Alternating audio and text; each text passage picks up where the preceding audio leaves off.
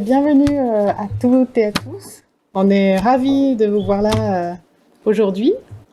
On va pouvoir explorer en fait donc l'agroécologie et en particulier le rôle de la place des consommatrices et consommateurs dans un tel système. On va voir que c'est un sujet très très vaste, donc on va voir comment naviguer autour de tout ça.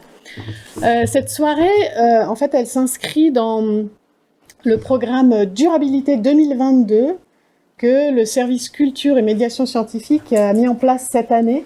Et je ne sais pas si tout le monde est familier avec ce service. On a notamment le laboratoire de l'Éprouvette ici où on propose toute l'année des activités pour tous les types de publics dans beaucoup de domaines. Là, on a beaucoup axé cette année donc sur la durabilité et on a démarré ce programme justement cette semaine. Et vous pourrez voir d'ailleurs sur ce programme qu'il y a tout au long de l'année tout plein d'autres propositions.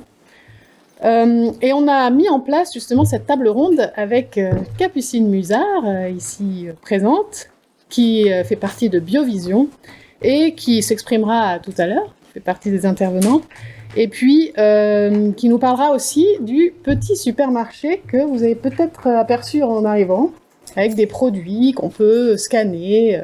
Voilà, donc on va découvrir un petit peu ce type de choses et à quoi ça sert, et quelles questions on peut se poser avec ça.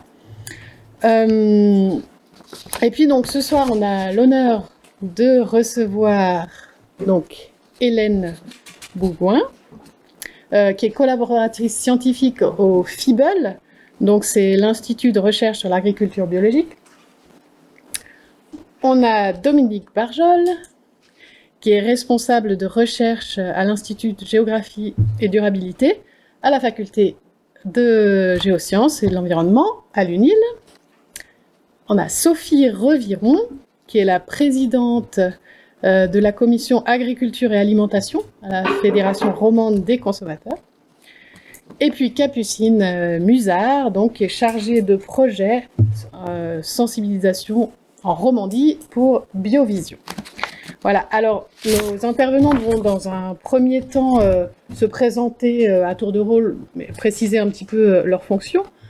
Ensuite, Capucine va nous plonger un petit peu dans le sujet en clarifiant quelques termes, quelques concepts autour de l'agroécologie, la consommation durable, etc. Et puis ensuite, on ouvrira la discussion donc, sur différentes thématiques. Place à la discussion. Je vais demander peut-être à Hélène Bougouin de commencer à se présenter. Volontiers.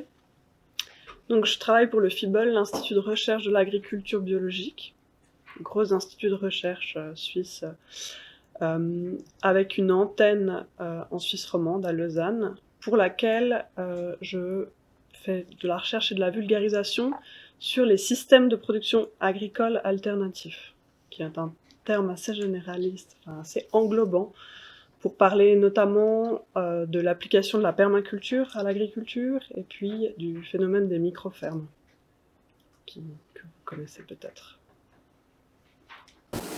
Merci beaucoup. Dominique Barjol. Voilà, donc je travaille à l'Institut de géographie et de durabilité, ici à l'Université de Lausanne. Principalement sur l'agriculture, son développement actuellement, dans la perspective de la durabilité, mais aussi de la résilience. La résilience étant la capacité des fermes à s'adapter, notamment au changement climatique et à tous les chocs que ça peut représenter sur une ferme, mais aussi d'autres chocs, par exemple les variabilités de prix dans les marchés agricoles. Donc voilà, c'est un petit peu mes thèmes de prédilection. Et dans ce cadre, on a un grand projet sur l'agroforesterie qui, en partenariat avec l'École polytechnique de Zurich, qui est une réponse appropriée, enfin de notre point de vue scientifique en tout cas, à ce changement climatique. Et puis voilà. Merci beaucoup. Sophie Reviron. Alors de mon côté, après une longue carrière dans le domaine des marchés agricoles et alimentaires, j'ai pris ma retraite au 1er août et j'ai pris la présidence, repris la présidence de Marc Trebout, de la commission agriculture et alimentation de la Fédération romande des consommateurs dont j'étais membre depuis longtemps. Et j'avais toujours suivi avec beaucoup d'intérêt les combats, les dossiers, les chantiers, aussi nombreux que complexes, dont s'occupe la FRC. Et donc j'ai le plaisir d'apporter mon expérience et puis peut-être quelques talents pour soutenir le travail de l'équipe. Donc aujourd'hui, je vais essayer le plus possible de bien coller à la vision de la FRC qui est publique. Il y a un document agriculture et un document alimentation sur le site de la Fédération romande des consommateurs, qui est une réflexion qui a été très travaillée, et à la fois par la commission, proposée par la commission, et ensuite adoptée par le comité de la FRC. Et du coup, moi, je travaille pour la fondation Biovision, qui est une fondation suisse. J'ai succédé à Alessandra Rovassi, qui nous fait plaisir d'être là ce soir, pour les activités de sensibilisation en Suisse romande pour la consommation durable, notamment donc avec le projet Clever que vous allez pouvoir découvrir après, qui s'adresse particulièrement au jeune public. Donc on essaie de travailler avec les écoles, les enseignants aussi, pour les sensibiliser à la question de la consommation durable et du rôle qu'ils peuvent jouer dans la vulgarisation des informations. Et on a aussi un autre projet qui s'appelle Sounding Soil, qui promeut en fait la sensibilisation à la vie dans les sols et donc aux sols sains, qui est l'écoute de la vie sous les sols. Parfait, merci beaucoup. Merci beaucoup à toutes. Alors, je vous propose donc dans un premier temps qu'on entre en matière avec Capucine qui va nous clarifier quelques concepts. Alors, Ouais. Donc juste pour clarifier, c'est moi qui présente ce soir, mais j'ai eu la chance d'être soutenue par Dominique Barjol et Delphine Ducoulombier pour élaborer cette petite introduction. On voulait juste faire un peu une mise à l'étape que tout le monde puisse partir les mêmes informations. Donc ce soir, on veut se concentrer sur le rôle que pourraient ou devraient jouer les consommatrices et les consommateurs dans un système agroécologique. Donc, quand on parle du système alimentaire mondial, du système alimentaire, la réalité, c'est que c'est quelque chose qui est mondialisé et complexe. Donc, c'est pas simplement la production qui va être transformée et puis amenée dans les supermarchés et finalement consommée. C'est quelque chose qui est très influencé par l'économie, donc l'économie du marché, l'influence du prix des aliments. Ça doit remplir la fonction de permettre la sécurité alimentaire au niveau mondial, donc que tout le monde ait accès à une alimentation et une alimentation qui soit saine, et assurer le bien-être des animaux et des espèces marines. Par contre, ici, on voit en bleu foncé que c'est aussi une source de problématiques. Le système alimentaire mondial tel qu'il est aujourd'hui, notamment pour le réchauffement climatique, donc les émissions de gaz à effet de serre, pour la perte de la biodiversité que cela peut entraîner, pour la pollution des eaux et des sols avec des produits chimiques, et aussi l'utilisation de ressources naturelles non renouvelables, telles que le pétrole, l'eau, le bois, les sols. Ça a aussi un impact sur le bien-être animal, sur les conditions sociales, donc la santé des productrices et des producteurs, et sur l'équité. Et toutes ces problématiques ont des causes donc, qui sont nombreuses, comme on peut le voir ici. Je ne vais pas toutes les nommer, mais il y en a certaines. Donc, par exemple, la simplification des systèmes agricoles, le fait qu'on favorise les monocultures pour avoir une meilleure rentabilité. À court terme, l'artificialisation de la nature, la surexploitation des mers et océans, la surpêche, le transport des aliments, la déforestation, etc., etc. Donc on voit qu'il y a beaucoup de causes de causes qui amènent à cette problématique. Et aujourd'hui, on est venu exploiter la thématique la nouvelle proposition pour finalement contrer ces problématiques, qui est l'agroécologie.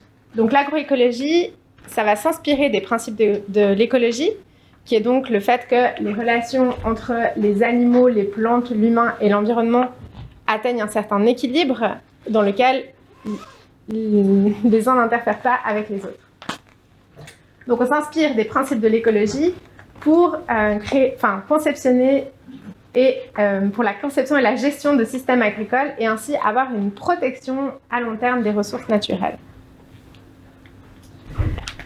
Donc, pour le moment, on a 13 principes de l'agroécologie qu'on peut regrouper en des principes qui sont liés à la terre, donc au fait de travailler la terre, donc le recyclage des éléments, la réduction des intrants, favoriser la santé du sol, favoriser la santé animale, favoriser la biodiversité et créer des synergies, donc des interactions écologiques positives entre les différents éléments du système agricole.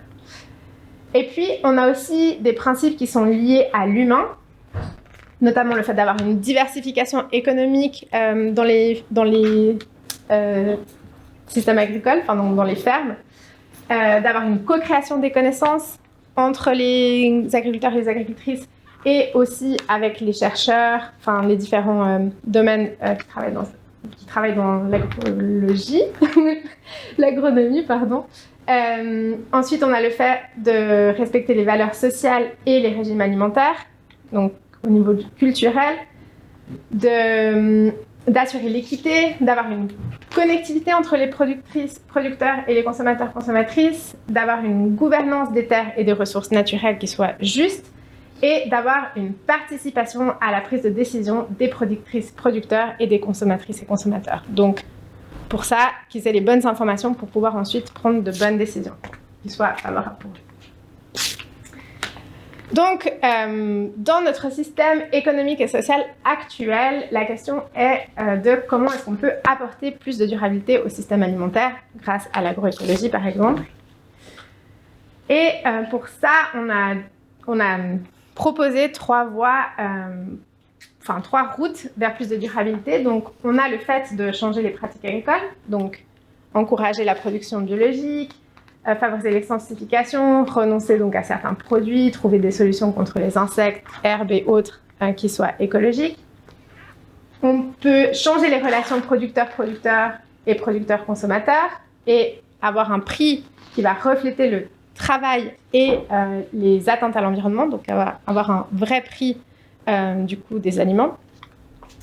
Et celui qui nous intéresse ce soir, c'est le fait de changer notre relation à l'alimentation. Donc d'orienter les choix des consommatrices et consommateurs vers une consommation plus durable et de changer de régime alimentaire. Très idéaliste. Parce que, en fait, notre alimentation et nos choix alimentaires sont influencés par énormément de facteurs. Donc, je vais les citer à peu près tous. Je vais en citer quelques-uns. Et déjà, vous verrez que la liste est longue. Donc, par biologique, on entend tout ce qui va être le goût, les préférences gustatives, et puis aussi l'appétence, le fait que le produit nous donne envie. Ensuite, au niveau économique, on va avoir donc le prix. Le prix qu'on est prêt à mettre pour les aliments, le prix qu'on peut se permettre de mettre pour notre alimentation. Pour l'attitude, croyance et connaissance, ça va être tout ce que le marketing va nous communiquer comme information, tout ce que notre éducation va nous communiquer comme information sur l'alimentation, qui va influencer aussi nos choix. L'aspect psychologique, ça va être quand on va faire ses achats, est-ce qu'on se sent stressé? Est-ce qu'on a faim? Est-ce qu'on est de bonne humeur? Et puis, l'influence de notre impulsivité aussi, au moment de faire les achats. Pour l'aspect social, donc c'est les habitudes alimentaires, la culture, donc qu'est-ce qu'on a eu l'habitude toute nos vies de manger, comment est-ce qu'on est influencé culturellement pour notre alimentation. Et finalement, au niveau structurel, on a plusieurs éléments qui rentrent en compte, notamment l'accès alimentaire, donc l'environnement alimentaire. Est-ce que j'habite plus près de la COP ou est-ce que j'habite plus près du marché? C'est des choses qui vont influencer nos choix et puis notre disposition à aller faire nos commissions à tel ou tel endroit. Est-ce que j'ai une voiture, donc je peux aller chez le producteur ou alors j'ai pas de voiture et du coup je vais aller vers le supermarché le plus près de chez moi. la variété des aliments qui sont à disposition. Donc, est-ce que quand je vais faire mes commissions, j'ai le choix de 10 000 produits, comme dans les grandes surfaces, ou alors je vais plutôt me rendre à un endroit où le choix est limité, et du coup, je vais faire avec ce qu'il y a. Donc, ça, c'est aussi des questions qui rentrent en compte. Ensuite, il y a le temps que j'ai pour faire mes commissions, pour m'intéresser à mon alimentation. On l'a vu pendant le confinement, les gens avaient plus de temps, donc se sont beaucoup plus intéressés à ces questions. Maintenant que le confinement, c'est fini, et que la vraie vie reprend, les gens ont aussi moins de temps pour faire leur pain au levain et des choses comme ça. Il y a aussi les compétences, donc est-ce que j'ai appris à cuisiner? Est-ce que c'est quelque chose qui m'intéresse? Ça rentre aussi en compte, et ça paraît bête, mais il y a aussi les ustensiles qu'on a à disposition pour faire la cuisine. Est-ce que j'ai un four à vapeur? Est-ce que j'ai un four normal? Donc ça, c'est aussi des choses qui vont influencer le choix alimentaire. Et puis, on va s'arrêter là. C'était une petite introduction rapide, un peu pour introduire la problématique, avant de trouver des solutions tous ensemble. Merci beaucoup, une parfaite mise en bouche. Merci. Alors, je vous invite à revenir. On va pouvoir entrer en discussion. Il y a beaucoup de choses qui ont été évoquées. On a déjà pas mal de fils qu'on a envie de tirer. Ce que je peux vous proposer, c'est de commencer par le thème de la relation producteur-consommateur, avec peut-être vous, Hélène. Donc, vous vous concentrez sur les micro-fermes et sur... est-ce qu'il y a des observations sur le terrain que vous faites concernant les relations producteurs-consommateurs? Parce qu'on observe beaucoup aujourd'hui une volonté de rapport plus direct avec des modèles de paniers distribués, etc. Et puis, voilà, du coup... Je pense que c'est effectivement une des innovations dans les micro-fermes, c'est le fait d'avoir la plupart de la commercialisation, voire l'ensemble de la commercialisation qui est fait en vente directe, donc avec un seul ou aucun intermédiaire entre le producteur, la productrice et sa clientèle. Et puis aussi le fait de se focaliser sur la volonté d'avoir un impact social. Et du coup, ça va aussi avec le fait de vendre directement, et puis de discuter avec les personnes à qui on propose ces produits et tout ça. Le modèle des paniers, c'est une des possibilités, enfin le modèle des abonnements. Les paniers sont une chose, mais le fonctionnement des abonnements et le fait de vendre sa production à l'avance sur abonnement, c'est aussi un soutien fort qu'il y a pour les producteurs, mais c'est un engagement important qu'on demande aux consommatrices et aux consommateurs, et qui change le lien classique de la consommation. Qui d'ailleurs parfois doivent même s'impliquer, venir passer une demi-journée à participer au travail, etc. Oui, tout à fait. Il y a un échange aussi de travail avec des demi-journées de bénévolat qui sont proposées ou imposées selon les modèles, et qui permettent d'aider à la production, de découvrir sur le terrain comment ça fonctionne, et puis peut-être aussi de se rendre compte de l'ampleur du travail qu'il y a pour obtenir les denrées alimentaires qu'on a si facilement et si abondamment à disposition. Et on se rend pas bien, moi je me rends pas bien compte si c'est un phénomène plutôt de niche ou à quel point vraiment ça se développe vraiment beaucoup par rapport à la consommation. Est-ce que à plus grande échelle, il y aurait des conditions cadres un peu différentes? Pour permettre le contact entre les producteurs, productrices et leurs clients. C'est complexe parce que effectivement c'est un phénomène de niche, parce que les micro-fermes sont souvent petites, on a un travail manuel, donc des structures plus petites, et qui sont aussi bien moins nombreuses que les fermes classiques de plus grande ampleur, qui sont elles-mêmes très diversifiées, il y en a différents types.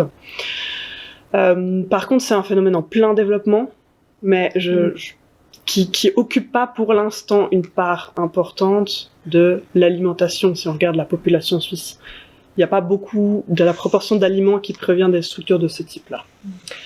ça peut se développer. Et puis, je pense qu'il faut pas que se focaliser sur ce côté-là de la production. Parmi les gens qui ont les grandes fermes familiales classiques, et c'est possible aussi de se diversifier et de se diriger aussi vers la vente directe, en tout cas une partie de la production. Et peut-être au niveau des consommateurs, est-ce qu'il y a une attente particulière? Alors, en fait, d'abord, il y a des faits, c'est-à-dire qu'est-ce que ça pèse par rapport aux choix qui sont faits. Alors, on a quelques idées quand même. En gros, la consommation alimentaire, c'est 43 milliards de francs par an. Et il y a une partie à domicile et une partie hors domicile. Et l'ensemble de la vente directe, selon les estimations, pèserait autour de 5%, y compris les marchés en plein air, y compris les livraisons au restaurant, etc. Alors, c'est à la fois pas beaucoup au niveau des consommateurs et c'est beaucoup au niveau des producteurs. Parce que le chiffre d'affaires de l'agriculture en Suisse, c'est 10 milliards. Donc vous voyez bien qu'est-ce qui se passe entre les deux. C'est-à-dire, il y a tout le travail aussi des intermédiaires, des distributeurs, etc. Et en fait, cette vente directe, elle est importante aussi et très importante pour les producteurs. En termes parce que là, ils font le cumul des marges, quelque part. Alors, on a dit qu'on parlerait un peu de Covid. Pour Covid, ça a été une vraie catastrophe au départ. Parce que les marchés en plein air ont été fermés. J'ai des photos hallucinantes, Place La Palud, avec un malheureux producteur qui devait tourner avec des fils, les gens qui attendaient, etc. Et puis, les restaurants fermés. Donc là aussi, ça s'est arrêté. Et en fait, il y a eu énormément d'inventivité et de créativité pour réouvrir, pour repenser en fait la vente directe, notamment au niveau de l'exploitation. Alors, on a vu quelque chose se faire, mais il faut savoir que pour aller chercher les produits alimentaires à la ferme, il y a toujours, ça a été dit tout à l'heure, le problème de la logistique. Il faut y aller. Et alors, on avait fait un tour de piste à la commission agriculture et alimentation, justement en demandant de façon très pratique autour de la table, bon, vous avez fait quoi vous? Alors je vous pose un peu aussi la question, vous avez fait quoi? Est-ce que vous avez pu aller acheter à la ferme ou pas? Est-ce que vous avez été coincé effectivement par la fermeture des marchés en plein air qui ont mis quand même des mois et des mois à se réouvrir? Ou est-ce que vous êtes allé voir si vous pouviez vous nourrir chez les grands distributeurs? Si quelqu'un veut répondre à ça, s'il y a eu des... Ouais. Alors, moi, je voulais parler des grands distributeurs. Autour de chez moi, il n'y avait pas de marché à la ferme proche ou avec tellement peu de choix que ça ne jouait pas. Donc, j'ai décidé de prendre la voiture et une fois par semaine, j'allais dans une ferme qui ouvrait son magasin avec des grandes files. Mais je trouvais mieux comme ça, même si je devais prendre la voiture, je réfléchissais bien pour une semaine faire mes courses et voilà. Donc, voilà. La voiture a dû rouler pour ça. En fait, comme on enregistre, on le pose. Oui. J'ai la chance de participer à une épicerie coopérative, etc., où en fait je peux retrouver les produits qu'apportent des producteurs. J'ai pas besoin, moi j'ai plus de voiture, hein, donc je fais mobility quand j'ai besoin d'une voiture, mais prendre ma voiture pour faire 20 km pour aller acheter quelques poireaux et quelques pommes, ça me dérange. Donc le fait de pouvoir me servir au marché quand ils ont rouvert. Ils ont quand même rouvert relativement assez vite. Et puis dans le cadre de cette épicerie coopérative participative, voilà les solutions. Mais juste pour revenir encore une remarque, moi je me rends compte qu'il y a quand même énormément de gens de la population qui savent pas utiliser les produits bruts. Et chez ces producteurs-là, on achète surtout des produits buts, peu de trucs transformés, un petit peu dans les produits laitiers, un tout petit peu dans la viande avec quelques saucisses sèches, etc., ou des trucs comme ça. Mais en fait, pour toute une partie de la population qui ne sait pas vraiment cuisiner, ça apporte pas de réponse. Alors ça, on reviendra peut-être tout à l'heure sur cette question des produits bruts, parce que c'est très important dans le débat, dans la question. C'est vraiment la clé. Et aussi des aspects nutritionnels.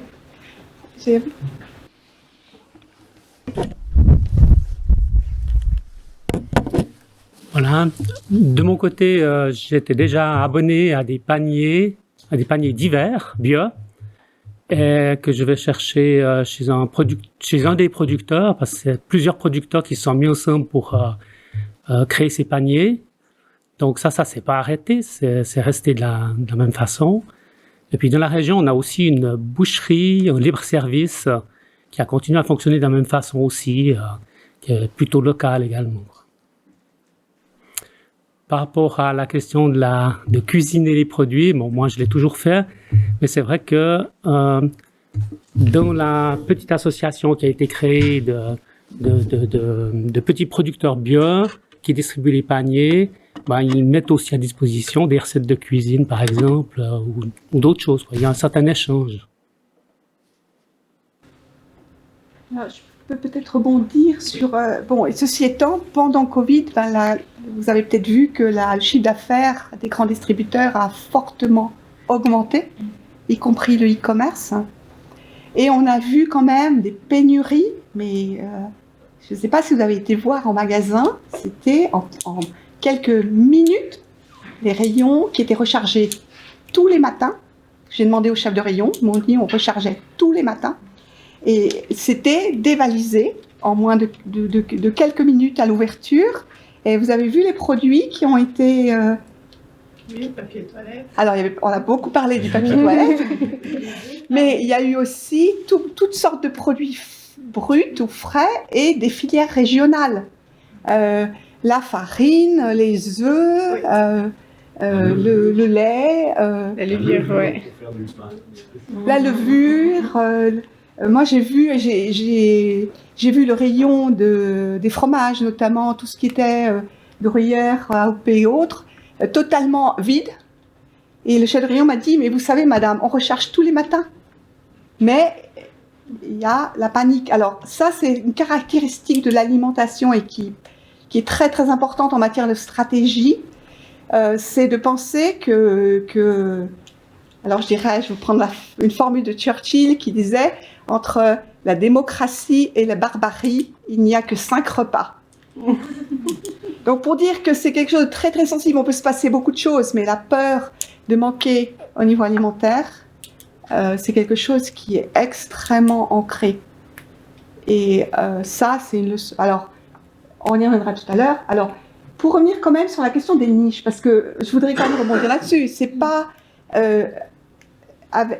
on peut se dire, mais attendez, on a 8 millions de Suisses, un peu plus de 8 millions de Suisses à nourrir tous les jours, 3 fois par jour.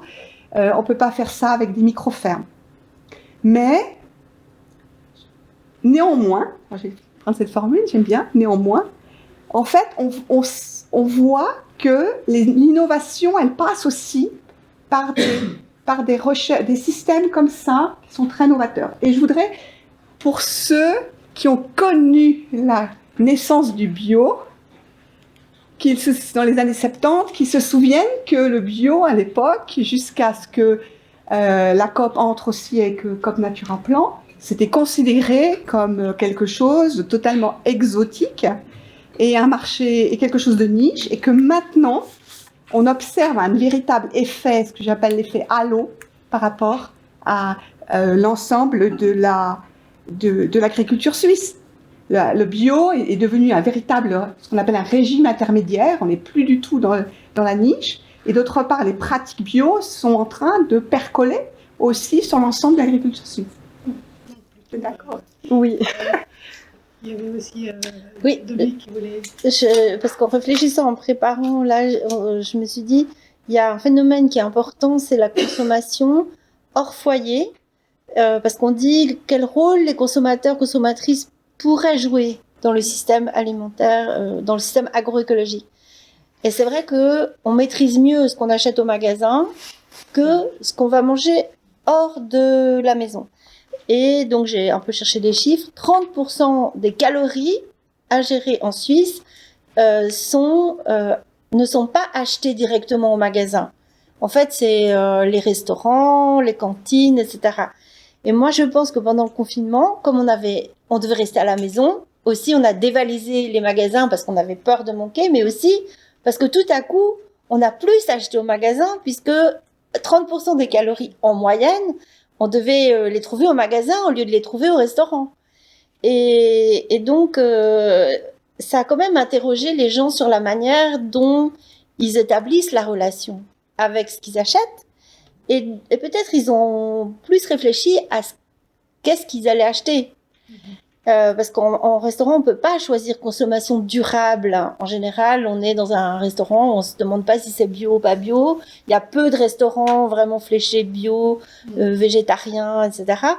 Donc voilà, je pense qu'on pouvait mieux affirmer aussi son choix, et ça serait intéressant de voir les statistiques, mais on a vu qu'il y avait quand même une poussée du bio. Je n'ai pas les chiffres en Suisse, mais en France, ils ont vu une poussée du bio pendant le confinement, et là, depuis qu'on n'a plus de confinement, au contraire, ils ont baissé, et donc tout à coup, c'était... le consommateur a été un petit peu affolé, il s'est précipité sur le bio pendant le confinement, mais ça va baisser parce que c'est pas une tendance de long terme. Mais c'est aussi peut-être justement parce que en dehors de sa maison, il peut pas forcément affirmer aussi bien sa préférence. Voilà, je voulais juste...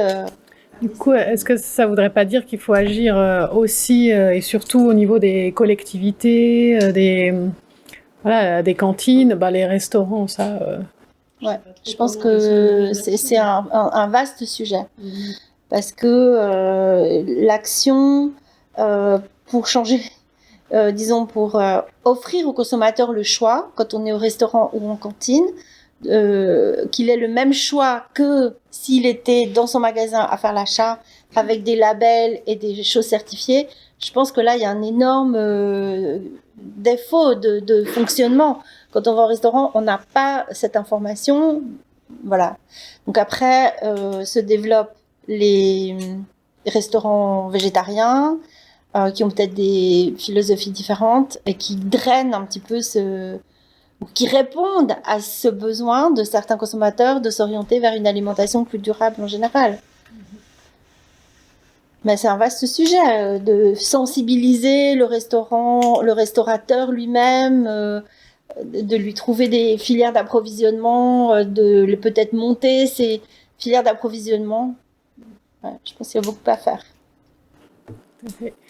Si justement on va plonger un peu plus dans la recherche, le monde de la recherche, je pense qu'il y a des grandes questions, des grands enjeux dans le domaine.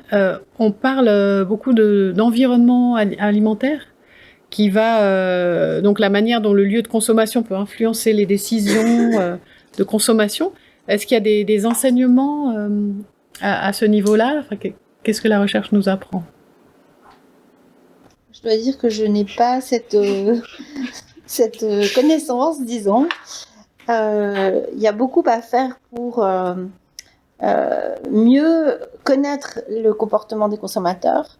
C'est une recherche qui n'est pas très développée d'une manière générale, la recherche publique, parce que le consommateur, pendant longtemps, c'était, ou c'est encore, la proie des agences de marketing. Donc, c'est eux qui étudient le consommateur. C'est eux qui explorent, comme a bien montré Capucine, toutes les habitudes, tous les réflexes, qui savent jouer la corde sensible, etc. Mais finalement, la recherche publique s'est peu intéressée aux consommateurs. Après, l'agroécologie en tant que telle n'a pas non plus beaucoup intéressé la recherche pour l'instant, et notamment toutes ces interrelations qui se créent entre producteurs et consommateurs, c'est pas des points forts de la recherche. La recherche, par exemple, agronomique, elle s'intéresse à la plante, à produire plus, à faire un rendement plus élevé, etc. L'agroécologie, elle voudrait remettre de la diversité et c'est des choses qui sont complexes. Et donc, pour l'instant, la recherche, il va de manière raisonnable et lente, on va dire. Mais on a, avec plusieurs personnes qui sont ici dans la salle, l'idée de développer une recherche sur le vrai coût de l'alimentation. C'est quelque chose aussi dont Capucine a parlé au départ. Et là, il y a un grand travail à faire de pouvoir monter des méthodologies qui permettent pour 1 kilo de pain de dire ce kilo de pain avec tout ce qu'il a connu dans sa vie, de producteurs, d'intermédiaires et de logistique, et voilà. Et selon où on le mange, eh bien, son vrai prix, qui correspond non seulement à son coût actuel de production, mais aussi à ses coûts sur l'environnement qui sont souvent cachés. Le coût caché, la face, voilà. Ce coût-là, il faudrait qu'on puisse bien l'identifier, informer le consommateur, peut-être lui faire payer un petit peu, ou bien, voilà, se poser la question de qui devrait payer ce coût caché, qui le paye actuellement, et voilà, ça c'est vraiment une recherche. On a monté un projet avec le PFL, avec le centre I4S, qui est ici avec Véronica, et voilà, on a eu un financement qui nous permet d'avancer là cette année. Mais on voit que la tâche est d'ampleur et qu'il nous faudra plus de moyens et plus de chercheurs dans une recherche vraiment interdisciplinaire pour pouvoir renseigner le consommateur. Et puis je dirais aussi dans le cycle, je ne sais pas s'il est pris en compte aussi, souvent on parle de la graine à l'assiette, consommation, puis il y a aussi tout le recyclage derrière pour boucler la boucle. Et ça fait partie justement de ces coûts cachés, voilà, qu'on ne sait pas vraiment quantifier et qu'on ne sait pas monétariser. Voilà, c'est tous ces enjeux qui sont, c'est vrai, vous avez raison. Capucine, tu voulais dire juste rebondir un peu sur ce qu'a dit Dominique. En fait, un peu les mesures dont on parlait, les 3 jusqu'à présent, c'est des mesures qui interviennent dans le cas où on met un peu aussi de pression politique et puis on a un soutien, on a une niche et puis on a une partie qui va être de soutien politique pour des changements qui mènent à quelque chose de plus idéologique.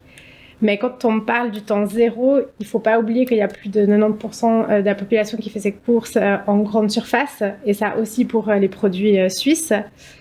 Et du coup, tu as mentionné avant l'environnement alimentaire, et du coup, ça fait aussi vraiment partie de l'environnement alimentaire de la population, donc de la réalité des gens.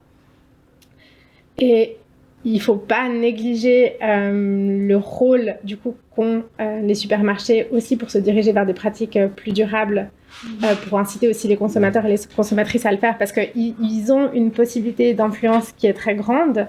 Et puis on a aussi l'impression qu'ils orientent de plus en plus leur marketing vers quelque chose qui ressemble à ça, et il y a un aspect positif aussi à ça. Et puis pour rebondir encore au niveau de l'environnement alimentaire, je ne sais pas s'il y en a certains d'entre vous qui ont suivi la dernière conférence de santé, promotion santé suisse. Il parlait du nudging, donc le fait de changer les comportements des gens sans qu'ils le remarquent. Et puis, juste pour susciter votre curiosité à cet aspect, le nudging, du coup, il est vraiment beaucoup utilisé par l'industrie alimentaire et pour nous inciter à avoir des comportements alimentaires qui rapportent de l'argent. Et le débat s'est posé lors de la discussion de savoir si la santé publique suisse pourrait aussi utiliser du nudging pour inciter les gens à consommer de manière plus saine et durable. Et du coup, d'employer en fait une sorte de manipulation qu'on pourrait penser positive. Et il faut savoir que ça a fait débat. Donc la question se pose aussi de savoir si, même pour avoir un comportement plus sain et durable, est-ce qu'on a le droit en fait d'inciter de manière sournoise la population. Donc voilà. Je voulais ajouter quelque chose. Oui, alors c'est par rapport à tout ce que vous venez d'évoquer, ce que je trouve très intéressant, c'est que pour une fois, les réflexions et les demandes de faire des efforts ne reposent pas sur les producteurs et les productrices. Non mais ça change extraordinairement de toutes les autres tables rondes auxquelles je participe. Parce que c'est vrai que c'est généralement, on en revient à changer les pratiques agronomique, de transformation, de commercialisation de chacune des producteurs, productrices. Et puis, c'est un effort qui est vraiment extrêmement difficile à porter par cette profession. Alors, évidemment, il y a un moment où si on veut des aliments bio, il faut qu'ils soient produits en bio à la base et que, voilà. Et c'est certain que l'agriculture a un rôle essentiel à jouer, mais tout dans le résultat sur la société ne part pas de qu'est-ce que font les producteurs et les productrices. Et puis, c'est surtout un poids énorme à porter pour des personnes qui sont généralement entrepreneuses un peu malgré elles, et en train de faire un métier où on fait une quantité d'heures par jour, par semaine, sans jamais prendre de vacances, et avec les pires salaires qui soient. Donc, pas des conditions idéales pour innover et voilà, transformer la société. Là, je voudrais juste, tout à l'heure, il y a quelque chose qui est bien dans les micro-fermes, c'est d'inciter les consommateurs à aller un petit peu bêcher et désherber. Parce que je pense que tant qu'on n'a pas vu quelle surface on fait en 3 heures à 8 hein, dans un champ infesté de rumex, on a bio, on a, ou qu'on n'a pas soi-même un jardin dans lequel on est tout le temps en train de combattre, et bien en fait on ne peut pas comprendre ce que c'est que ce métier-là et les enjeux qu'il y a derrière. On peut plus avoir une attitude aussi irréaliste ou par rapport à ce que c'est que le métier agricole. Parce que quand vous avez vos propres productions de fruits, puis que d'un seul coup vous voyez arriver soit du gel tardif, soit des maladies, puis que tout est ravagé, qu'il n'y a plus rien. On a eu plusieurs années, dont l'année 2021 extrêmement compliquée. Je pense que ça, c'est très bien, de ce rapprochement pratiquement territorial, d'aller vraiment y voir comment ça se passe. Alors, ça fait une bonne transition vers, si on essaye de voir un petit peu, du coup, comment sensibiliser les gens, comment les informer, comment engager. Peut-être, est-ce que la médiation scientifique est une des ouvertures à ça, ouvrir le dialogue aussi avec les gens. Capucine, est-ce que tu peux donner quelques pistes pour donner le moyen aux gens de faire des choix en conscience? Qu'est-ce que peut apporter la médiation? Alors moi, je peux parler de notre expérience avec Clever, et puis de un peu ce qu'on fait et puis qu'est-ce qu'on remarque. Donc, on l'a vu tout à l'heure, les choix alimentaires, c'est quelque chose qui est vraiment influencé par énormément de facteurs. Et puis nous, on s'adresse à un jeune public qui ne fait pas encore ses courses. Donc, on a une part du public qui est en dessous de l'âge de 12-13 ans, qui est encore très idéaliste, qui va nous dire « Ah, mais manger ce qui pollue, c'est pas bon ». Et puis après, on a un âge à partir duquel ils font leurs propres achats pour la nourriture, que ce soit pour le lunch ou de temps en temps pour des encas, où ils se rendent compte du prix des aliments et qui vont nous dire « Ah, mais le bio, c'est trop cher de toute façon ». Et puis, ils font notre atelier où, malheureusement pour eux, on leur fait découvrir des aspects du système alimentaire qui ne sont pas joyeux. Et puis, finalement, notre crainte, c'est toujours qu'ils repartent et puis qu'ils nous disent mais en fait, c'est tellement horrible, certains aspects actuellement du système alimentaire, qui touchent aussi la Suisse, qu'en fait, ils se disent mais foutu pour foutu, autant que je fasse rien. Donc notre rôle dans la sensibilisation à cette thématique, c'est vraiment de leur montrer la réalité, parce que sans la réalité, il n'y a pas de volonté de changement, il n'y a pas de pensée au changement. Donc être informé sur quelle est la réalité de notre système alimentaire et d'où viennent les aliments, d'où vient le fourrage de nos animaux ou des questions comme ça, c'est finalement un droit. En fait, c'est un droit à la population de savoir d'où provient leur alimentation réellement et d'être informés là-dessus. Une fois qu'ils sont informés, nous, on essaye aussi de leur dire que tout n'est pas dans leur pouvoir, mais qu'ils peuvent être acteurs d'un certain changement. Donc, ça peut être de s'intéresser aux agriculteurs et agricultrices suisses, aussi aux producteurs et aux productrices et aux producteurs à l'étranger. Donc, vraiment de connaître leur réalité et puis de réfléchir un peu si eux, ils ont la possibilité ou non de faire un geste, par exemple, en achetant un petit peu plus bio, en achetant un peu plus fair trade, en achetant un peu plus local, est-ce qu'ils ont cette possibilité-là? Après, on leur fait aussi prendre conscience qu'il y a certains aspects, et ils nous le font remarquer même, parce que des fois, quand on leur expose, par exemple, le système de production de viande, ils nous disent, je leur dis, mais qu'est-ce que vous proposeriez comme alternative? Ils vont nous dire, il faut arrêter. Donc, ils sont conscients qu'il y a des choses qu'il faudrait arrêter, mais quand on leur dit, oui, mais il y a un intérêt économique là derrière, donc c'est pas possible d'arrêter ça, de dire, allô, il faut arrêter, ils prennent conscience qu'en fait, c'est au-delà de leur pouvoir direct. Mais on leur rappelle que quand ils votent, ils ont aussi une influence sur ces systèmes. Et que donc, du coup, s'ils peuvent se le permettre, ils peuvent, par leur achat, avoir une petite influence. Et puis, la seconde possibilité, c'est quand il y a des votations, quand il y a des décisions, de s'intéresser au thème, à la thématique. Donc, pour nous, ce qui est vraiment important, c'est vraiment de susciter l'intérêt, de leur faire prendre conscience qu'il y a une partie qui est entre leurs mains, aux consommatrices, aux consommateurs, et il y a une partie qui n'est peut-être pas directement entre leurs mains, mais qui est dans leur bulletin de vote. Oui, c'est vrai qu'on parle beaucoup de... Enfin, il y a cette idée de culpabilisation qui est vraiment difficile à gérer, mais se dire que chaque individu, en fait, il va avoir sa sphère privée, c'est souvent de celle-là qu'on parle, mais en fait, chaque individu va aussi avoir une sphère d'influence beaucoup plus grande au niveau de la culture, par exemple, ou plus tard, les gens... dans des métiers qui vont pouvoir avoir des moyens d'action aussi, donc, et toucher à des échelles tout à fait autres. Alors. Mais il y a aussi des effets intergénérationnels. Moi, je pense que c'est cette sensibilisation des jeunes, moi, elle me marque beaucoup. Parce que quand j'étais adolescente ou jeune, j'ai jamais remis en question ce que mangeaient mes parents. Et donc, on allait à la maison, on retournait chez ses parents pour manger, repas de famille. On n'a jamais fait aucune demande particulière. J'ai 3 enfants et les demandes particulières sont incessantes.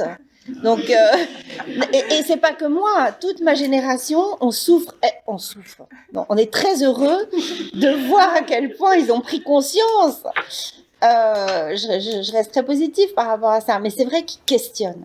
Je pense qu'il y a un effet générationnel très fort, que les jeunes, à l'heure actuelle, questionnent la manière dont ils se nourrissent et questionnent leur famille. Et je pense que c'est un effet quand même multiplicateur, cette prise de conscience des jeunes, des thématiques climatiques, mais aussi d'environnement et de leur inquiétude, voire de leur anxiété.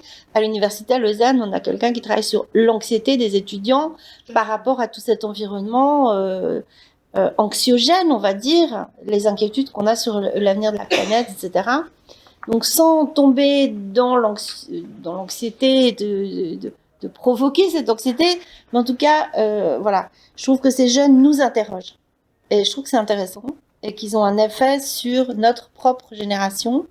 Et voilà, que c'est un effet bénéfique finalement pour essayer d'entraîner un changement social plus grand que ce qui se traduit actuellement dans l'action politique, par exemple.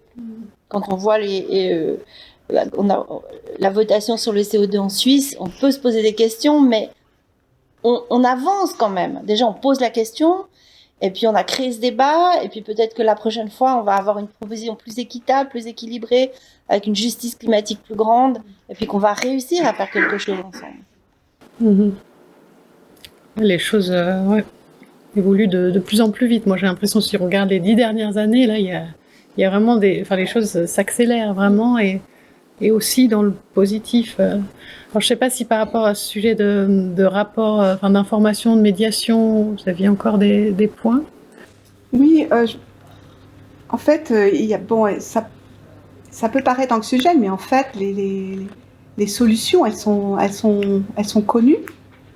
La FRC suit les recommandations de la pyramide alimentaire, de la statistique de nutrition, et elle invite ses membres à se situer par rapport à cette pyramide alimentaire, de regarder leurs propres pratiques par rapport à ça, sachant que la pyramide recommande essentiellement des produits frais et peu transformés, ce qui est à la fois bénéfique au niveau nutritionnel et au niveau souvent environnemental, parce qu'on est sur des produits beaucoup plus de consommation locale. Et en fait, on n'est pas du tout dans l'impossible. La consommation de viande, par exemple en Suisse, probablement continuer encore à diminuer, mais c'est pas la plus élevée par rapport à un certain nombre d'autres pays. Et par exemple, la consommation de viande bovine est stable depuis les années 50. Donc on n'est pas dans des logiques de steak à gogo, comme on peut voir dans d'autres pays. Donc il faut aussi calmer le jeu et questionner les pratiques. Et puis je vais terminer par une petite anecdote. Pendant les vacances, j'ai appris à mon petit-fils à éplucher les pommes de terre. Et parce que j'ai vu qu'il n'était pas très à l'aise avec un économe. Et je lui ai dit, bon, maintenant, on va faire la cuisine. Et on a passé le temps nécessaire pour lui apprendre, dans sa petite main, à mettre les pommes de terre et à éplucher les pommes de terre. C'est aussi comme ça que ça passe. Et alors moi, ce qui m'inquiète le plus, c'est que je pense que ça va devenir, et c'est en train de devenir, un marqueur social. C'est-à-dire qu'il y a des familles, on a tout compris, puis on fait les choses de mieux en mieux. Et puis, ce qui nous soucie aussi, c'est que tout le monde suive. Et puis, qu'il n'y ait pas des personnes, des familles qui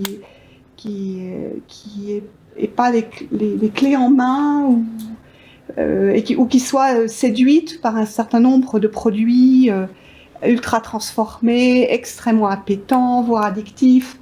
Et là, on risque d'avoir une société à deux vitesses. Ouais, en fait, c'est la même réflexion que toi en parallèle. Et puis, du coup, c'est clair que l'enseignement, les écoles, c'est un bon tremplin pour éviter ces inégalités et puis susciter cet intérêt à la matière première. Donc, c'est pas seulement... Il y a des professeurs, par exemple, qui nous ont reproché le fait que c'est très intellectualisé, l'activité Clever, de dire « Ah, ça, c'est le mieux », puis du coup, d'être éloigné, en fait, de la réalité des gens. Et la réalité des gens, il faut aussi que ce soit qu'ils s'intéressent finalement à la matière brute, donc à la cuisine de base. C'est un peu malheureux, mais certains foyers prennent pas ou n'ont pas le temps de cuisiner et du coup ne peuvent pas communiquer ça plus loin. Et du coup, c'est clair que sensibiliser la jeunesse à travers, par exemple, les écoles à des aliments frais et au plaisir de la cuisine et du bien manger, c'est quelque chose qui est aussi important. Pas seulement de leur montrer les problématiques, mais de leur montrer l'intérêt, en fait.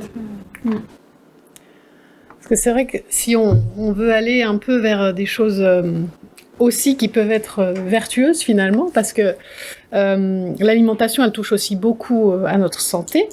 Et puis, depuis quelques années, il y a des choses qui se montrent, on parle de co-bénéfices entre alimentation et santé, des gestes qui seraient bons pour notre santé sont aussi bons pour l'environnement, etc. Et du coup, est-ce que vous auriez des éléments là-dessus sur le fait de... Voilà, qu'est-ce qui pourrait permettre qu'on puisse profiter de ces liens, de ces co-bénéfices ? Alors, il y a l'information sur les modes de production. Alors, la FRC se bat énormément sur les questions d'information. Alors on lui dit non, mais il n'y a pas de place sur les étiquettes, mais il y a de la place pour faire des allégations en tout genre et du marketing. Donc il y a bien de la place pour mettre des informations, notamment sur les modes de production, notamment sur les provenances, sur tout ça. Et puis d'autre part, je crois qu'il y a quand même un très gros travail qui est fait par les médias pour vraiment expliquer comment les choses sont produites, les différentes possibilités, montrer les effets, par exemple, parler de viande bovine, mais on est en Suisse, on a quand même des animaux, on a des surfaces herbagères, on a des pâtures, on a tout un système très ancien de valorisation des espaces herbagés, et on a derrière aussi des critères de qualité et des modes de production, mais il faut pouvoir les repérer, parce que c'est... Alors, on a la chance d'avoir des labels qui sont aussi bien bio que par exemple IP Suisse aussi, qui font qu'on peut avoir des garanties, mais c'est ça l'information qui doit passer. C'est un peu comme le vin, ce sera probablement moins mais mieux. Je veux aussi quelque chose sur ces labels-là. C'est vrai que en particulier la grande distribution dit aussi, mais les gens ont qu'à se fier au label, etc. Mais quand on interroge la population, qui sait la différence entre Natura Farm, Natura Beef et trucs de ce genre, pratiquement, non, les gens savent pas, et il y a cette foire de multiples labels où les gens savent pas se reposer. IP Suisse, c'est typique, hein. Maintenant, partout à la Migros, ça devient IP Suisse. Mais qui sait que c'est réellement, quelles sont les contraintes d'IP Suisse par rapport à l'agriculture traditionnelle? Non. Là, il y a vraiment pas d'effort de communication pour réellement éduquer le consommateur et l'informer. Et ça, c'est terriblement dommage. Puis sur les labels encore, on a parlé tout à l'heure de la restauration collective. Alors c'est vrai qu'il y a depuis quelques années, la FRC avec Gastro Suisse et la semaine du goût et Slow Food, on a lancé ce label fait maison dans les restaurants. C'est un succès dans le sens où on a maintenant en Suisse romande 350 à 400 restaurants qui sont labellisés. Il y en a de plus en plus qui s'intéressent à le faire. Les restaurateurs qui ont eu un peu de temps pendant le Covid de réfléchir à ce qu'ils devaient faire, beaucoup sont inscrits.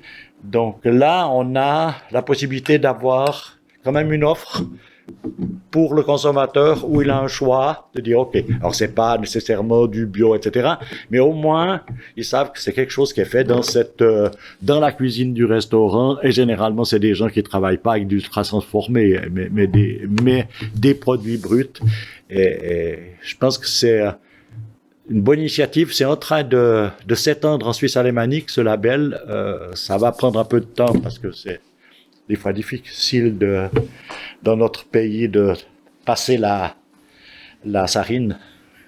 Mais c'est une des pistes, et on voit aussi passablement de la restauration collective, des cantines, de nos villes, etc., pour les enfants, etc., qui sont intéressés à pouvoir offrir surtout aux enfants, et c'est là que c'est super important, qui sont captifs pour aller manger à midi de ces restaurants, qu'ils aient une éducation et qu'ils voient qu'est-ce que c'est que des légumes et pas simplement des trucs réchauffés. Justement, pour rebondir sur le fait que les consommateurs souvent n'ont aucune idée de ce qui se cache derrière les labels. Le mois dernier, il y a une étude qui est sortie, on a demandé à beaucoup de consommateurs, plus de 1000, qu'est-ce que ça voulait dire bio. Et j'ai plus le chiffre exact en tête, mais à peu près un consommateur sur 4 disait que ça voulait dire que c'était régional ou que ça venait du marché. Donc, il y a un manque de communication et d'information gigantesque. Mais juste sur ça, est-ce que c'est grave? Parce qu'en fait, s'ils croient ça, c'est pas grave. Parce qu'ils vont quand même probablement favoriser ça. Donc, non, mais pour moi, il y a un moment dans le mieux est l'ennemi du bien. C'est-à-dire que c'est important de les sensibiliser, ça c'est sûr, mais cette volonté un peu top-down d'infuser la connaissance, est-ce qu'on sait ce qu'on consomme comme énergie? Est-ce qu'on sait ce qu'il y a dans nos habits? Est-ce que ce manque d'information, il est généralisé dans l'acte de consommation? Est-ce que le résultat de cette croyance est bon pour eux? Probablement, parce qu'ils pensent que c'est régional et du marché. Pour moi, je trouve que ça, c'est déjà gagné.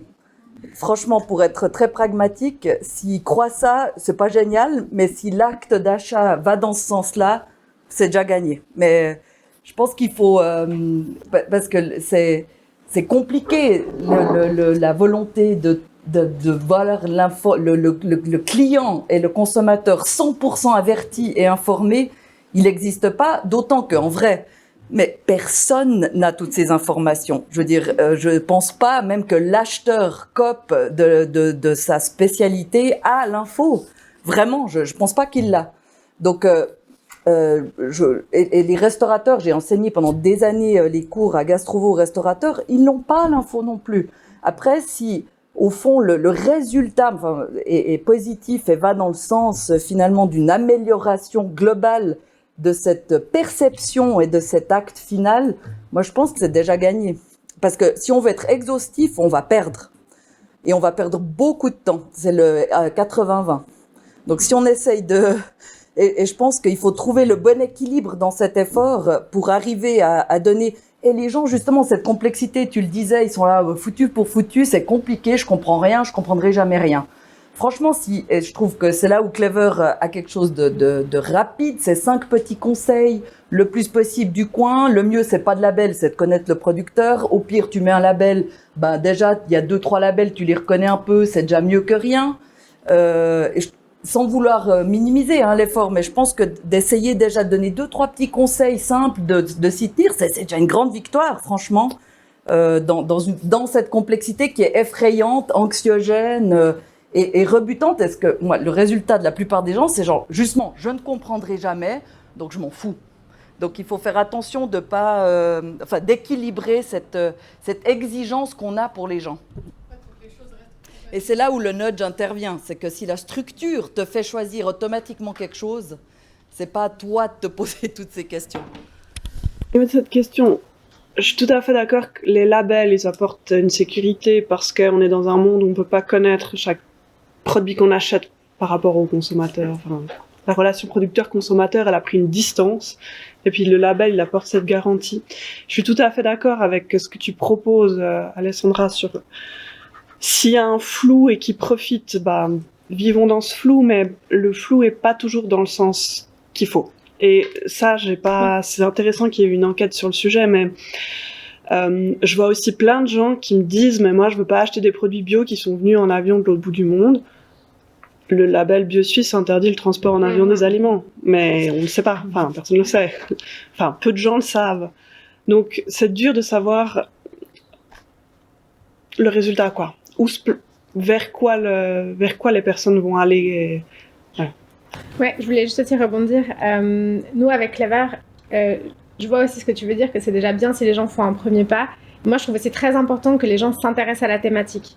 Qu'ils soient choqués par certains aspects, ça va les rendre intéressés par les thématiques. Et avant, tu en as parlé, Sophie, c'est l'histoire des médias, d'avoir aussi une information plus populaire et que les gens, quand ils voient un documentaire, par exemple, sur la production animalière ou la production des fruits et légumes, etc., qui se disent « Ah, mais j'en ai déjà entendu parler et j'aimerais bien m'informer » et du coup, ils seront aussi mieux informés quand des décisions politiques doivent être prises au niveau de la gouvernance. Oui, j'aimerais donc d'abord dire que je suis un consommateur très moyennement éclairé. Et ce qui m'intéresse évidemment, c'est de maximiser le bénéfice aussi. C'est-à-dire, j'aurais aimé savoir, en payant plus pour du bio, où je fais particulièrement du bien.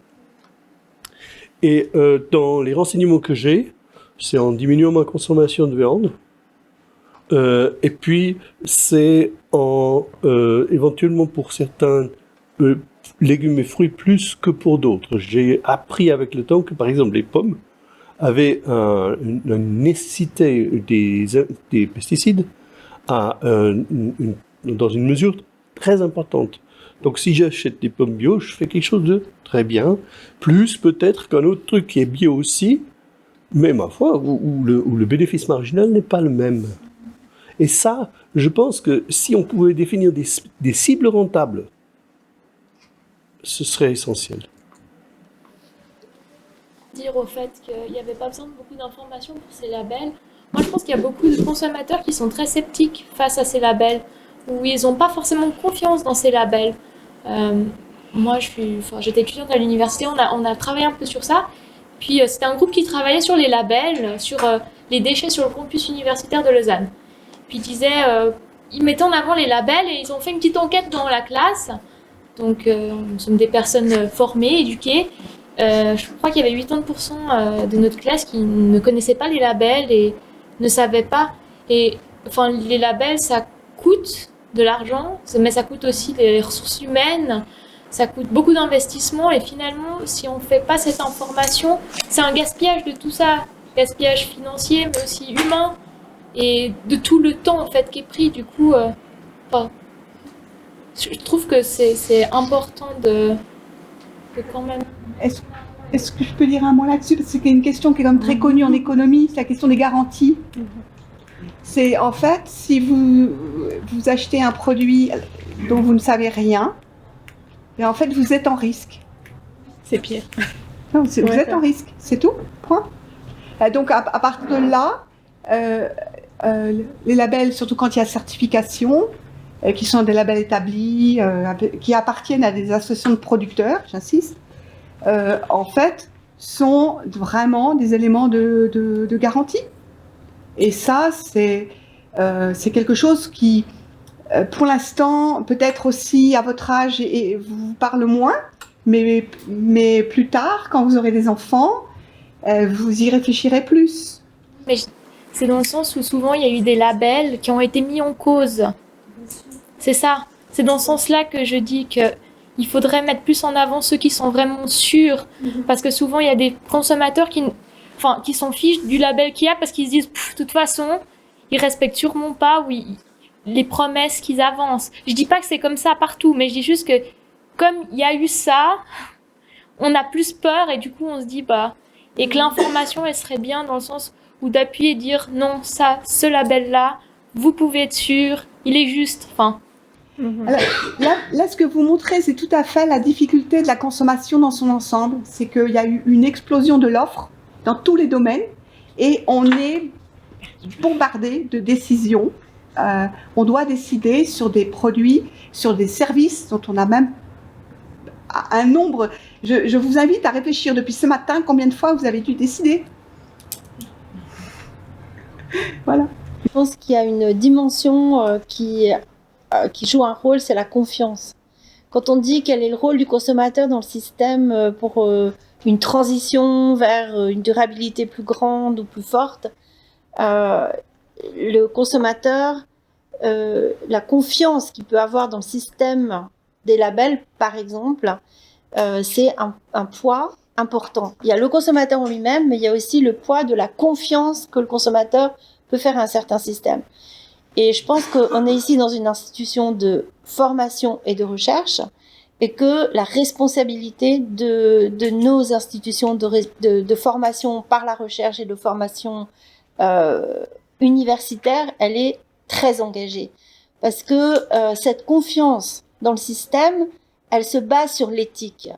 Et de mon point de vue, cette formation à l'éthique, peut-être, elle est à lui redonner de l'importance dans le système alimentaire à l'heure actuelle, notamment dans nos hautes écoles et dans nos organisations de formation, de recherche, que chacun se sente concerné par cette confiance et que chacun contribue à fonder son discours et à fonder ses actes d'achat au quotidien sur une éthique personnelle, une responsabilité sociale des entreprises et quelque chose qui peut redonner un fondement, disons, plus fort. Parce que si on ne fait pas ce changement, je ne pense pas qu'on arrive à régler le problème de la confiance que porte le consommateur à un système de certification. Pour moi, les systèmes de certification, ils ne sont qu'un remède à un dysfonctionnement. C'est pas une cause ni c'est juste un artefact qu'on crée à l'économie de marché pour se rassurer, quoi. J'aimerais revenir sur cette idée des niches et sur l'idée du fait qu'on a une société à deux vitesses. Et je veux revenir au rôle du prix. Maintenant, le bio, il est beaucoup plus cher. Les choix sains, ils sont beaucoup plus chers que les choix transformés, malsains et tout. Et je pense que si on ne travaille pas sur le prix, on ne va jamais arriver à que même les moins informés font des bons choix. Donc, je pense que le rôle des prix, il est vachement important si on veut avoir une transformation at scale et qu'on arrive à avoir une consommation plus responsable et plus saine.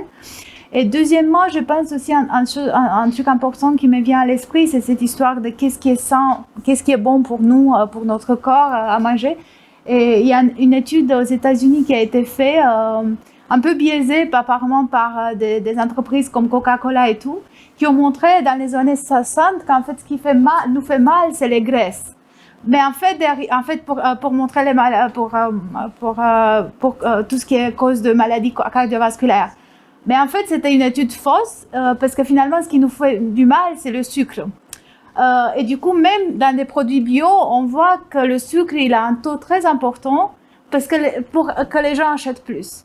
Et je pense que là, en termes de qu'est-ce qu'on aime comme goût, je crois qu'il y a une éducation aussi à faire en termes du sucre et du sel dans nos aliments et une rééducation dans ce sens.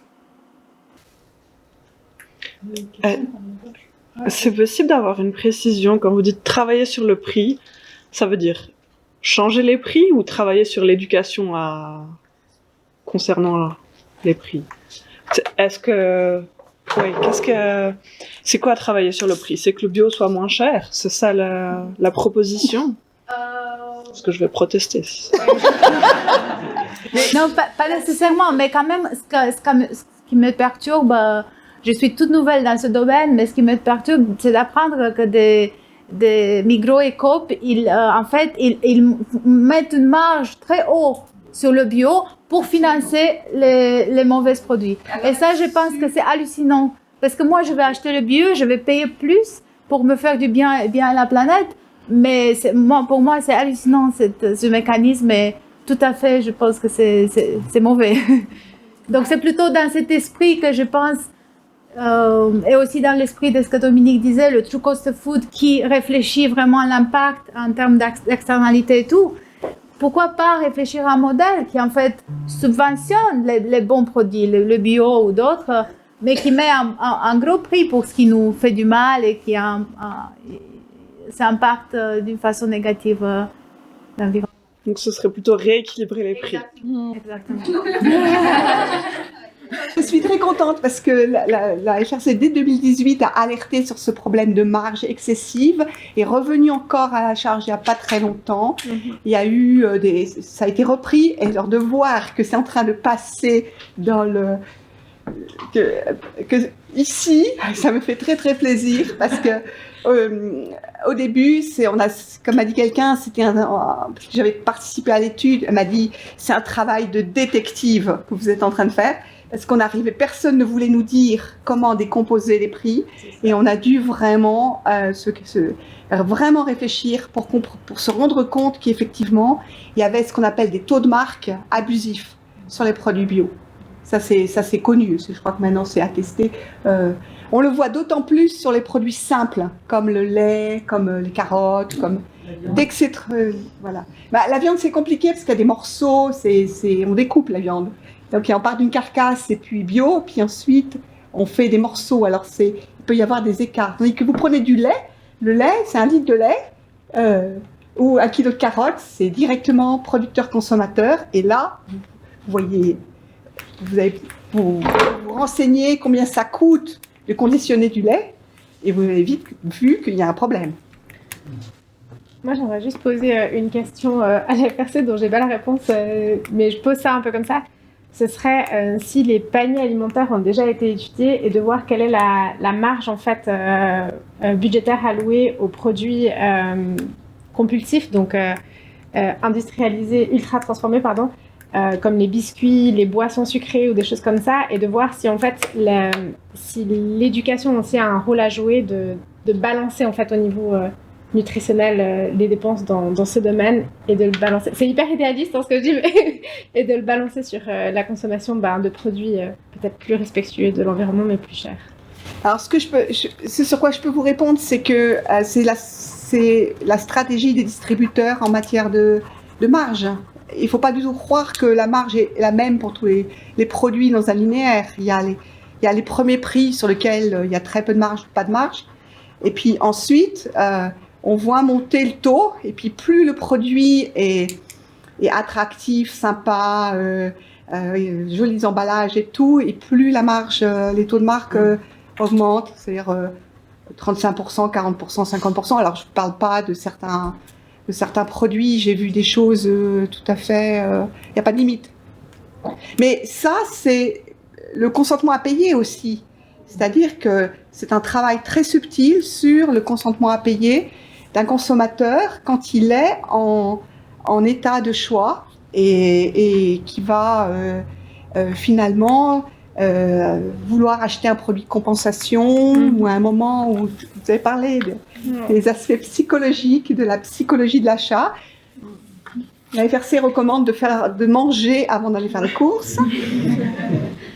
parce que voilà, pour éviter les achats compulsifs. Donc voilà, mais il n'y a pas de limite.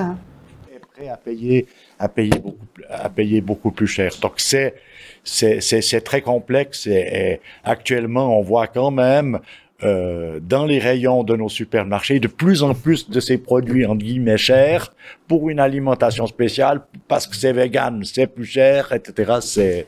C'est assez dramatique.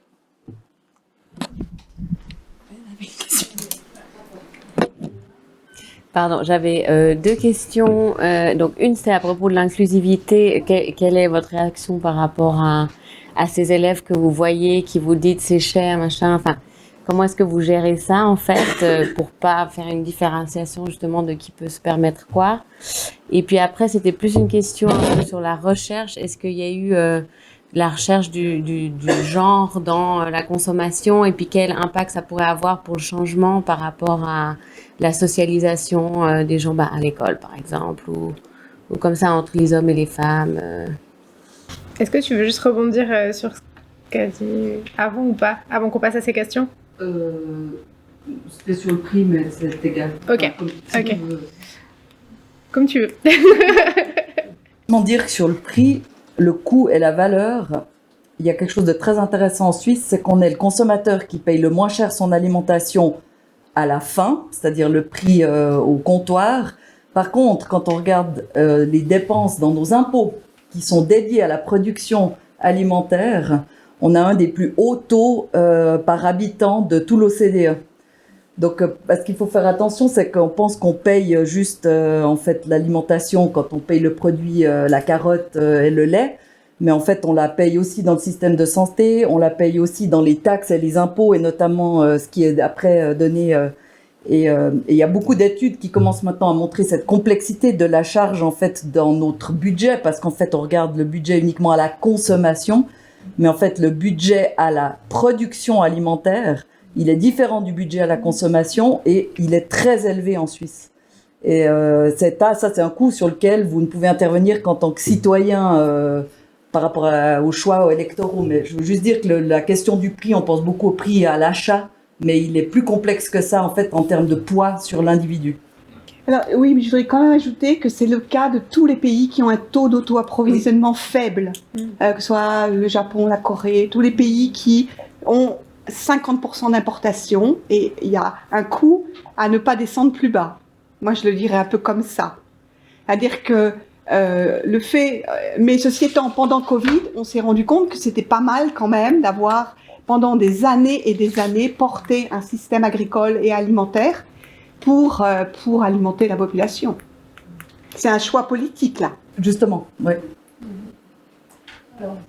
Du coup, oui, alors ouais. On revient. Donc du coup, je peux répondre à la première question par rapport à comment est-ce qu'on fait pour finalement, nous on a des élèves qui viennent de milieux qui ont des moyens différents, enfin dont les parents ont des moyens différents, ça c'est évident.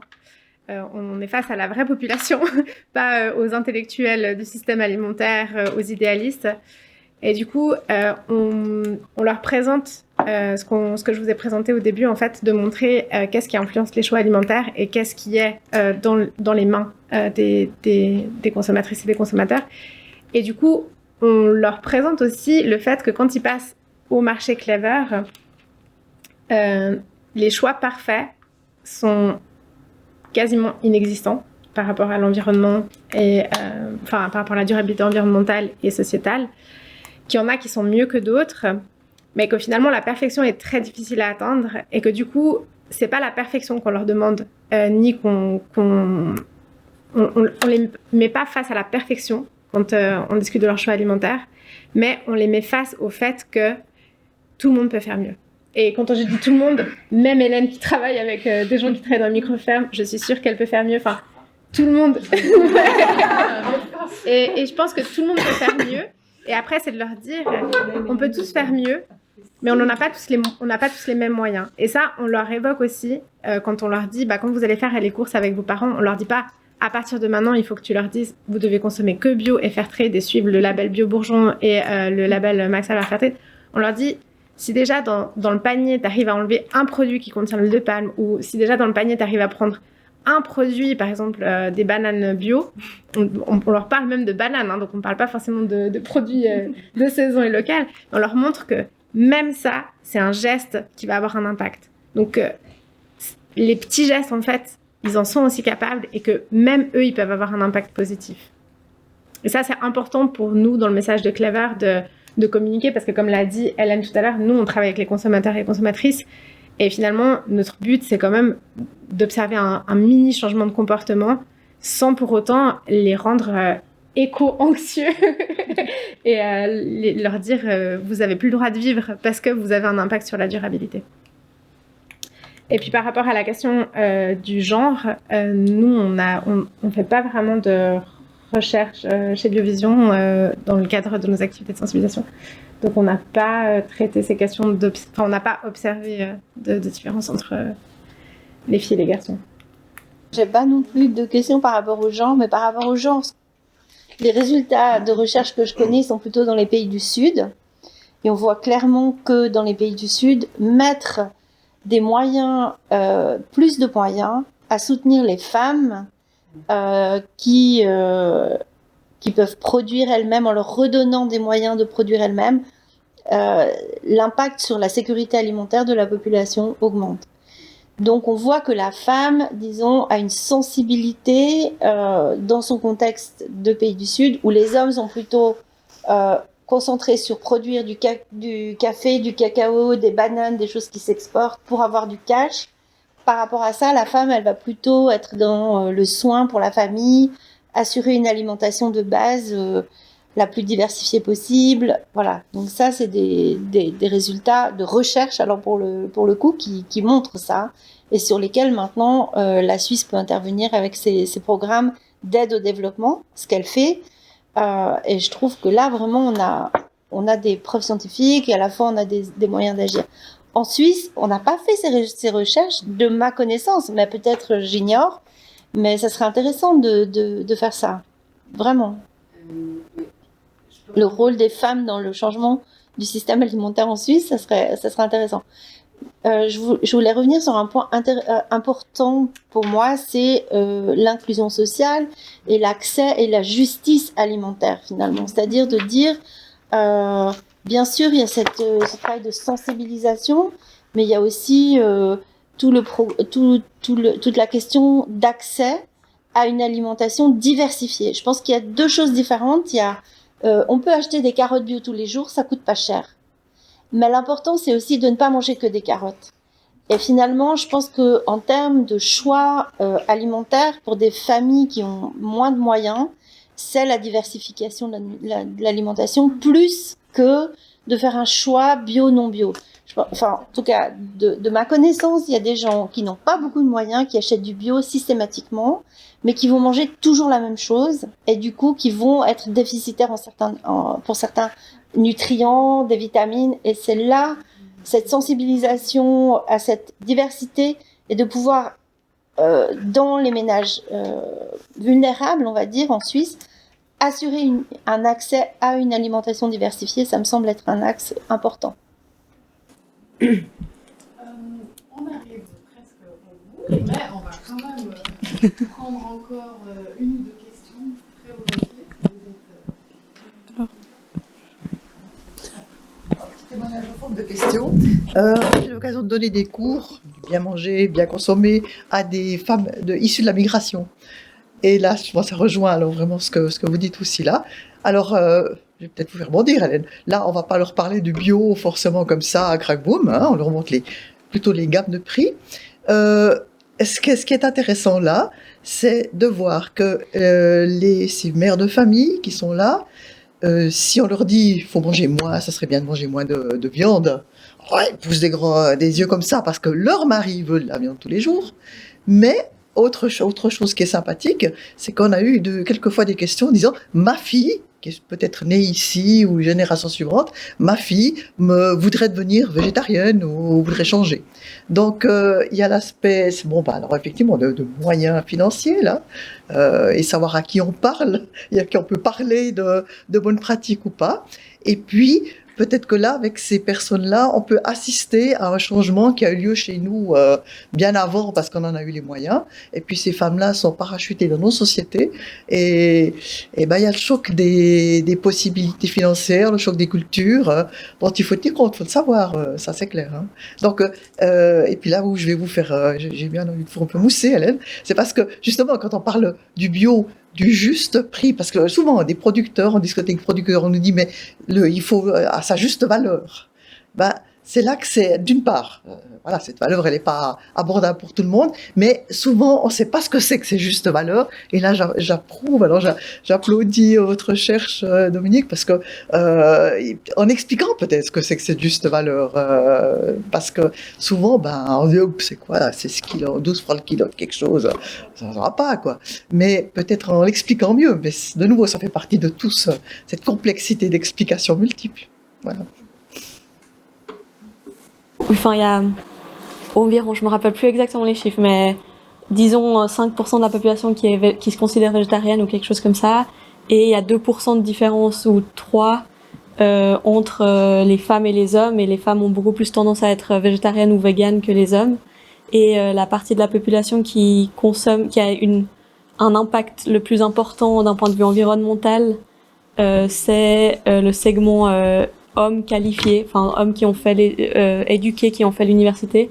C'est eux qui vont avoir le plus grand impact environnemental dans leur alimentation. Négatif donc. Hein, ouais. Moi, je travaille justement dans l'aide au développement en Tanzanie sur les ressources naturelles, y compris l'alimentation. Et justement, en fait, j'ai l'impression de voir que cette masculinité autour de la viande, c'est la même en Suisse et en Allemagne qu'en Tanzanie. Donc, en fait, c'était un peu ça aussi, les discussions de est-ce qu'il y a des études qu'on explique ce genre d'affaires à propos enfin, du coup, par où entrer dans le côté éducatif ou le côté sensibilisation sur pourquoi la viande c'est si important pour démontrer quelque chose de genré ou pas, en fait. C'était un peu ça qui m'intéressait. Je me disais peut-être, j'ai pas lu ce genre d'études, par exemple. Mais sur l'attribution, donc ça existe. Beaucoup d'études en Suisse de consommation quand même sur la répartition des rôles entre s'occuper des enfants, faire les achats, qui cuisinent, quand, comment. En sciences comportementales, il y a beaucoup d'études de Marlene Saakian à l'université de Genève notamment.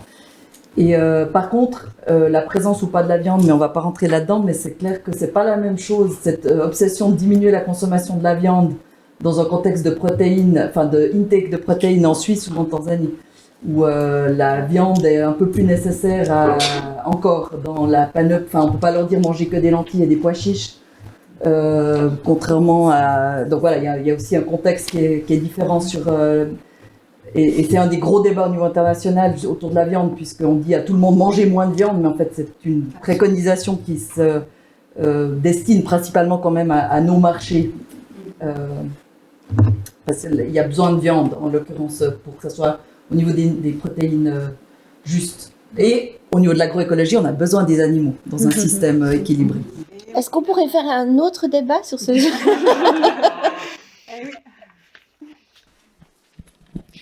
Alors, pour terminer, moi j'aimerais...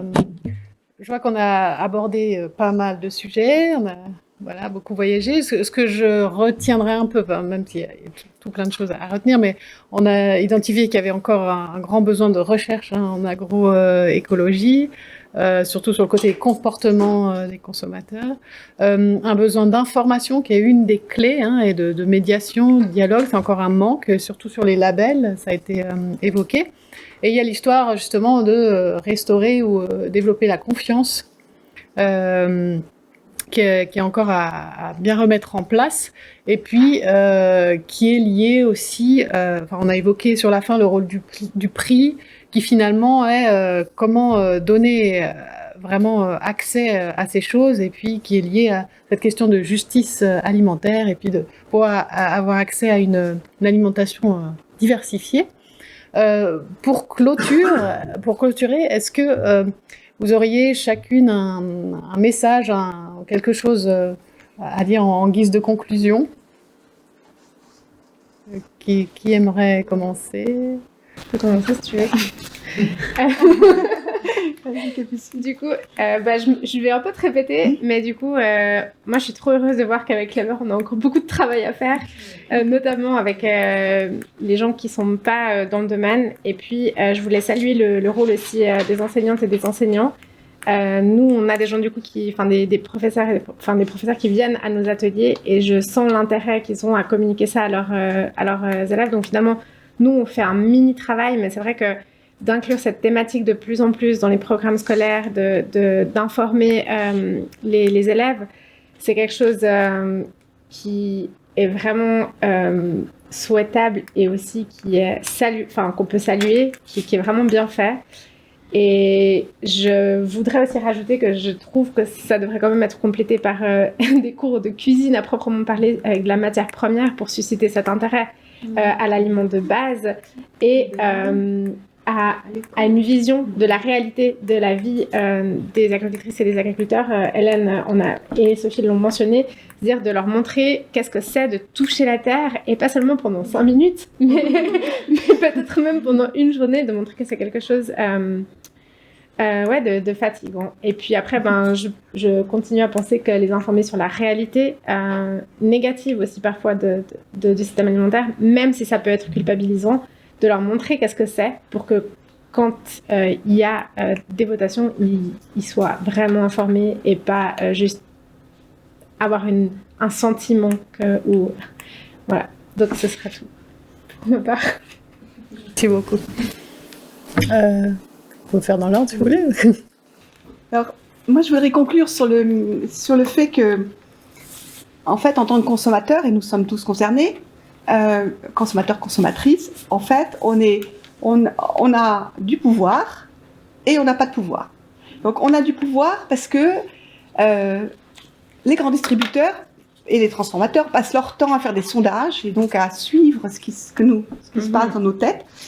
Et donc nous avons un pouvoir en tant qu'image qui est lié au sondage.